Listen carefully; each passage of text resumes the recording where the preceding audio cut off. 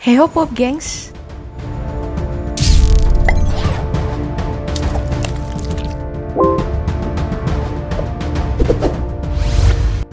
Gonjang-ganjing politik Indonesia menyambut tahun 2024 mulai memanas.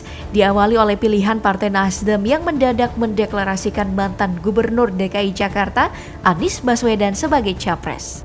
Berbeda dengan Gubernur Jawa Tengah, Ganjar Pranowo, yang beberapa kali telah menyatakan siap menjadi capres. Gara-gara itu pun Ganjar dapat teguran dari partainya PDIP. Deklarasi Anies dan juga pamor Ganjar memang tidak bisa dianggap sebagai angin lalu saja. Kedua tokoh ini sudah sama-sama populer dan berniat maju dalam bursa Pilpres mendatang. Kira-kira siapa yang lebih baik di antara keduanya? Kita kupas tuntas di DP Versus kali ini. Mari kita mulai dari kehidupan jenjang karir keduanya. Anies Baswedan lahir di Kuningan, Jawa Barat pada 7 Mei 1969. Masa kecil Anies Baswedan banyak dihabiskan di kota Gudeg, Yogyakarta. Mulai SD, SMP, SMA hingga kuliah di Universitas Gadjah Mada. Selepas lulus tahun 1995, Anies menjadi peneliti di Pusat Antar Universitas Studi Ekonomi UGM. Kiprahnya ini membawanya mendapat beasiswa ke Jepang dan juga Amerika Serikat. Setelah bersekolah yang lumayan panjang, Anies pun kembali ke Indonesia dan langsung menjadi Direktur Riset di Indonesian Institute. Dirinya kemudian terus bersinar dan meledak pada tahun 2007 setelah terpilih sebagai Rektor Universitas Paramadina yang menjadikan dirinya sebagai rektor termuda Indonesia dengan umur 38 tahun. Nah, di sini Anies mulai bersentuhan dengan politik praktis. Tahun 2013 dia pernah mencoba menjadi capres dari Partai Demokrat namun gagal. Tahun 2014, Anies justru menjadi juru bicara pasangan Jokowi, Yusuf Kala, yang kemudian menghadiahi dirinya posisi Menteri Pendidikan dan Kebudayaan. Sayangnya, Anies kena reshuffle kabinet di tahun 2016. Namun hal ini kemudian mengantarnya maju bertempur di Pilkada Jakarta tahun 2017 bersama Sandiaga Uno dan berhasil menang dengan hasil yang cukup signifikan. Anies Sandi 57,96% dan Ahok Jarot 42,04%. Nah, per 17 Oktober kemarin Anies sudah lengser dari tahta Gubernur DKI. Apakah pencalonannya dari Partai Nasdem bakal membuatnya bersinar kembali? Lepas dari itu, banyak yang berharap kalau orang yang mendampinginya adalah AHY sebagai cawapres. Sedangkan bagaimana dengan kehidupan dan karir dari Pak Ganjar? Nah, Pak Ganjar sendiri lahir pada 28 Oktober 1968 dari sebuah keluarga sederhana di desa lereng Gunung Lawu. Masa SMA-nya dihabiskan di Yogyakarta yang kemudian dilanjutkan berkuliah di jurusan Hukum Universitas Gadjah Mada. Selepas S1, Pak Ganjar Muda kemudian melanjutkan perjalanan pendidikannya untuk S2 di Universitas Indonesia. Setelah lulus, Pak Ganjar sempat mendapatkan pekerjaan sebagai konsultan HRD di beberapa perusahaan Jakarta. Di masa kerja di Jakarta inilah Pak Ganjar mulai tersenggol politik sebagai simpatisan PDI. Dari simpatisan, Ganjar pun mantap berkarir di politik dengan menjadi kader PDIP yang membawa namanya melesat dengan cepat. Tahun 2004, Ganjar langsung masuk dalam bursa calon anggota DPR RI yang secara ajaib langsung gol. Setidaknya Ganjar duduk di kursi DPR selama 9 tahun hingga tahun 2013.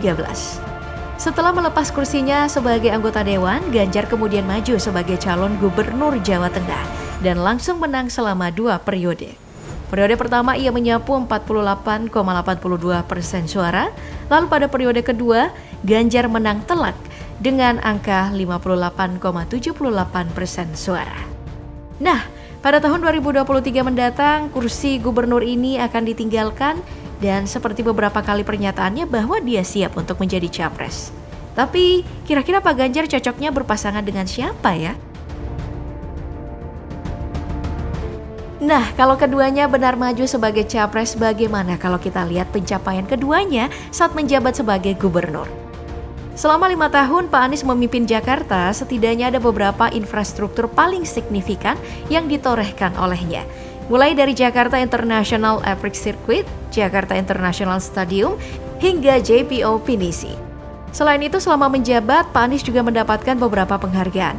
Mulai dari 4 penghargaan kategori Indeks Pembangunan Ketenagakerjaan, 9 penghargaan Anugerah Public Relation Indonesia Award, Dan yang paling mencengangkan adalah raihan STA atau Sustainable Transportation Award.